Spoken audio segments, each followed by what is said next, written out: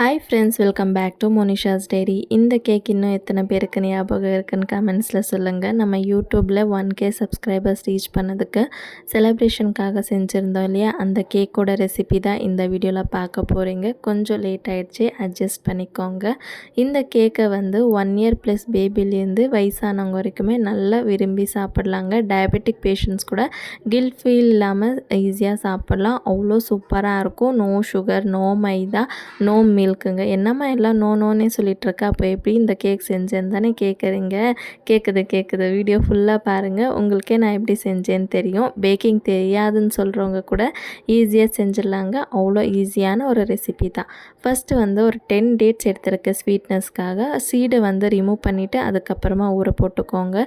நம்ம ஓப்பன் பண்ணி பார்க்காம அப்படியே போட்டுட்டோன்னா உள்ளே பூச்சிங்க இருக்கிறதுக்கு சான்சஸ் இருக்குது. அதனால் ஃபஸ்ட் ஓப்பன் பண்ணிவிட்டு செக் பண்ணிவிட்டு ஒரு 1/2 கப் அளவுக்கு சுடு தண்ணி போட்டு ஊற வச்சுக்கோங்க. இல்லை எனக்கு பால் வேணும்னா நீங்கள் ஒரு 1/2 கப் அளவுக்கு சூடான பால் ஆட் பண்ணிவிட்டு ஒரு 1/2 அன் ஹவருக்கு அதை அப்படியே ஊற வச்சுக்கோங்க. இப்போ அதை தண்ணியோடவே மிக்ஸி ஜாருக்கு ட்ரான்ஸ்ஃபர் பண்ணிவிட்டு ஒரு 2 ஸ்பூன் அளவுக்கு ட்ரை கிரேப்ஸ் வந்து ஆட் பண்ணியிருக்கேன். இன்னும் கொஞ்சம் ஸ்வீட்னஸ் கூடுறதுக்காக நீங்கள் வேணான்னா ஸ்கிப் பண்ணிக்கலாம்.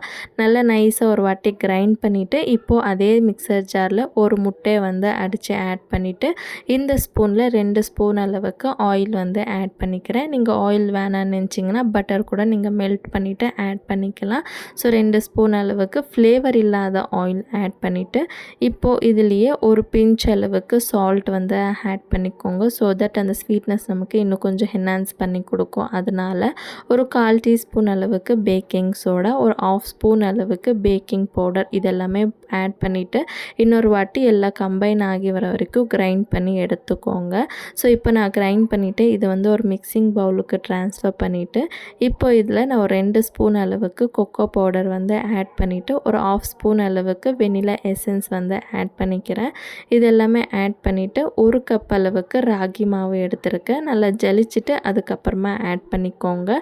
இப்போ இதை வந்து ஒரு ஸ்பேச்சுலா வச்சு நீட்டாக ஒரு கட் அண்ட் ஃபோல்ட் மெத்தடில் எந்த ஒரு லம்ஸ் இல்லாமல் நைஸாக எல்லா சைடும் மிக்ஸ் ஆகி வர வரைக்கும் நல்லா மிக்ஸ் பண்ணி எடுத்துக்கோங்க. இந்த அளவுக்கு நல்லா மிக்ஸ் பண்ண பிறகு ட்ரை ஃப்ரூட்ஸ் வந்து உங்கள் சாய்ஸ் தான். உங்கள்கிட்ட எந்த ட்ரை ஃப்ரூட்ஸ் இருக்கோ அதை ஆட் பண்ணிக்கோங்க. நான் வந்து முந்திரியும் பாதாமும் குட்டி குட்டியாக கட் பண்ணி வச்சுருக்கேன். அதை வந்து ஃபஸ்ட்டு ஆட் பண்ணி நல்லா மிக்ஸ் பண்ணி எடுத்துக்கிறேன்.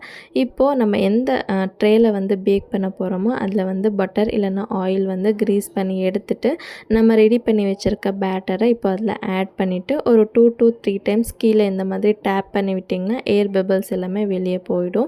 ஸோ சைடில் நான் ஃபஸ்ட்டே வந்து குக்கரில் கேஸ் கட்டும் விசிலும் ரிமூவ் பண்ணிவிட்டு ஒரு 10 மினிட்ஸ்க்கு ப்ரீ ஹீட் பண்ணி வச்சுருக்கேன்.